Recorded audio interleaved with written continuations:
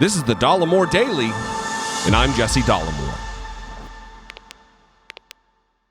So I've been talking about the insurrection since it happened, since the day of, or the day after, witnessed the alarming attempted overthrow of the United States government. Who knew that a coup attempt would take place right here on American soil? And part of what I've talked about over the course of this past year, it's almost been a year now, is that it was a practice run.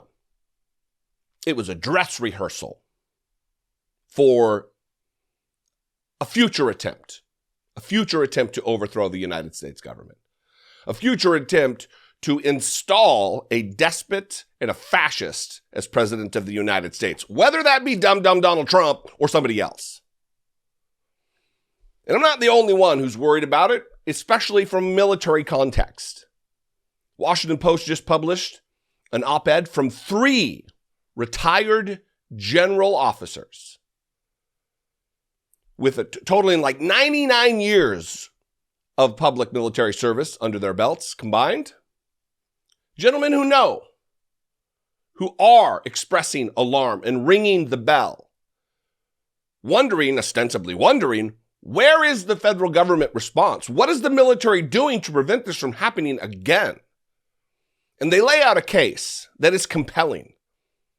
I'm going to read a little bit from this.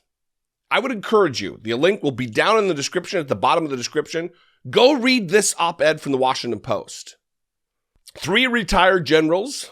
The military must prepare now for a 2024 insurrection. As we approach the first anniversary of the deadly insurrection at the United States Capitol, we, all of us former senior military officials, are increasingly concerned about the aftermath of the 2024 presidential election and the potential for lethal chaos inside of our military, which will put all Americans at severe risk. In short, we are chilled to our bones at the thought of a coup succeeding next time.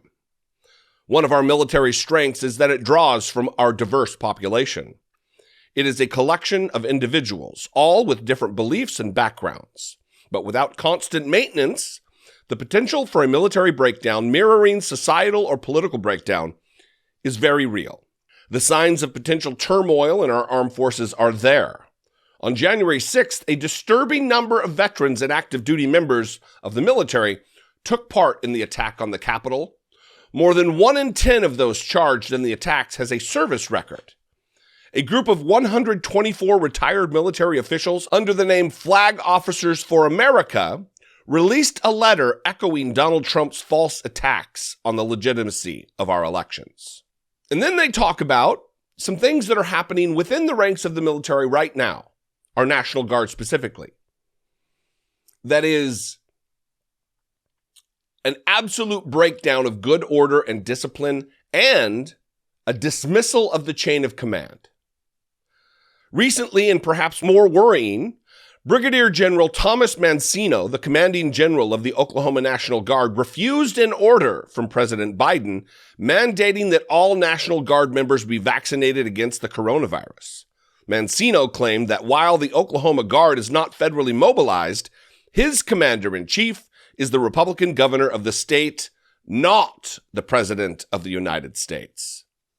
The potential for a total breakdown of the chain of command along partisan lines from the top of the chain to squad level is significant should another insurrection occur. The idea of rogue units organizing among themselves to support the rightful, quote-unquote, commander-in-chief cannot be dismissed, The military doesn't serve a particular political ideology. It does not serve a specific political party. It doesn't take orders from one side or the other.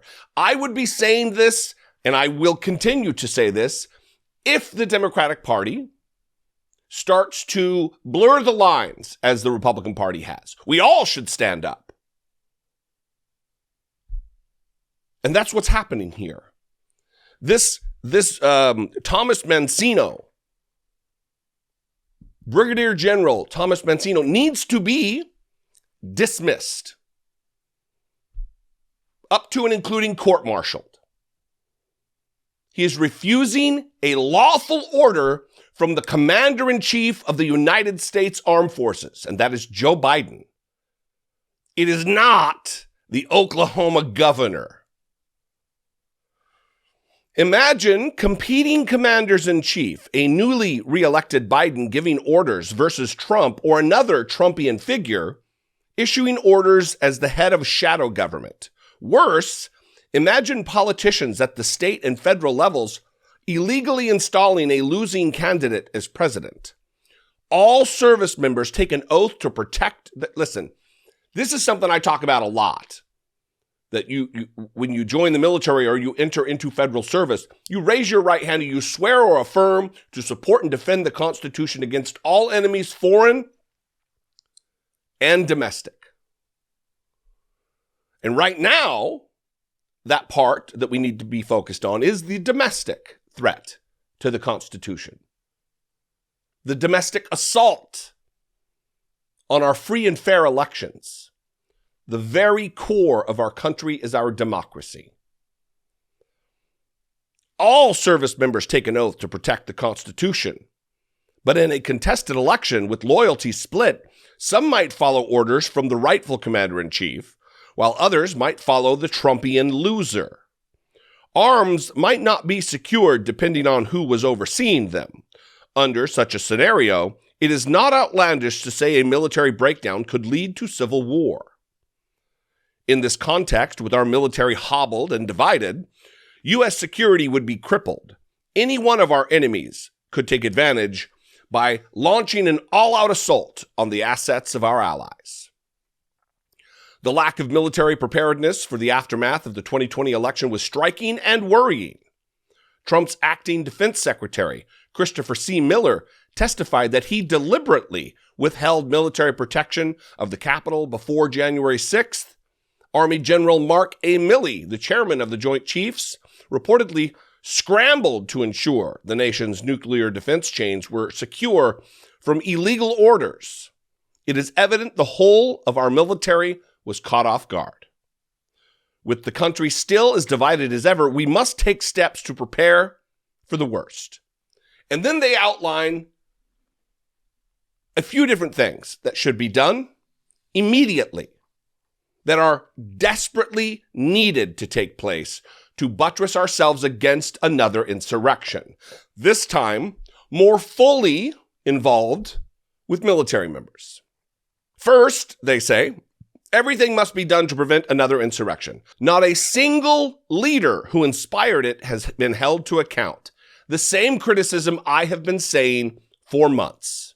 The same criticism I have been pointedly directing at Merrick Garland,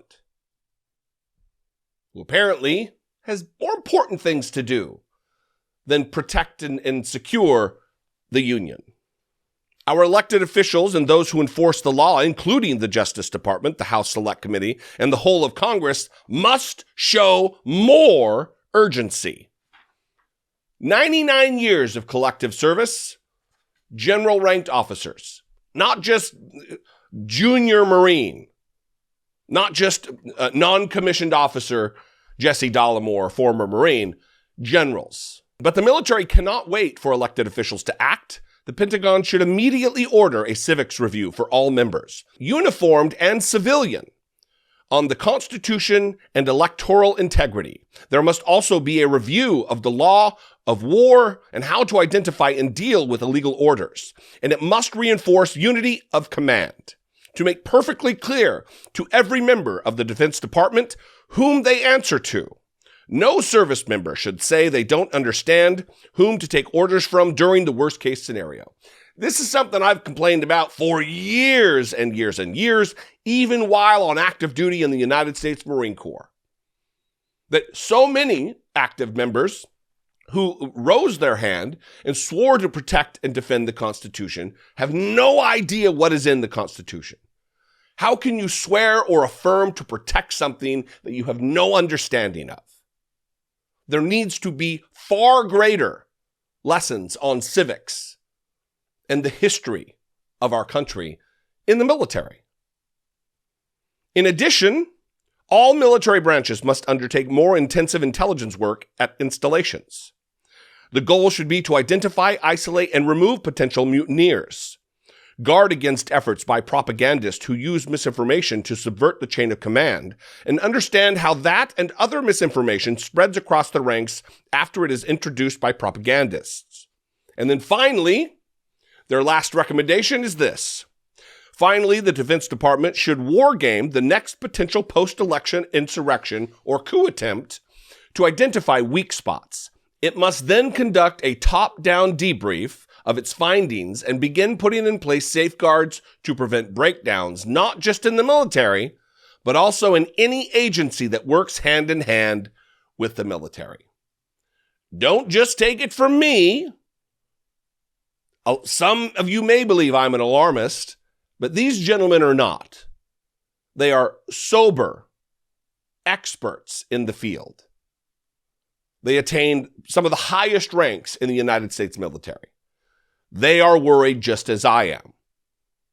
They are worried just as I am, and just as you should be if you are not. Because we are on the brink of collapse as a democracy. Because there is a wide swath of Americans who believe in the objectives of the January 6th insurrection. And that is scary and dangerous.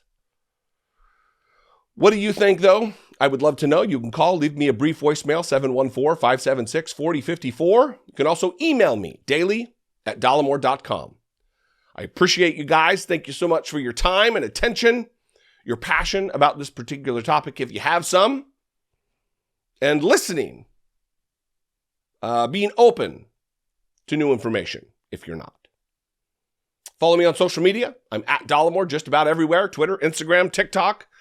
And if I bring you some value, please consider supporting my work, helping produce my work here on the platform for as little as $1.99 a month. You can click the join button below, see what's involved, become a channel member, or you can go over to patreon.com/IDoubtIt podcast. For the rest of the month, if you become a Patreon supporter, we're sending out these refrigerator magnets that have a real review for the podcast that's very funny. So you actually would get something in return for becoming a patron. Anyway, I love you guys. I appreciate you. I'll see you next time. Until I do, be genuine. Take care of one another.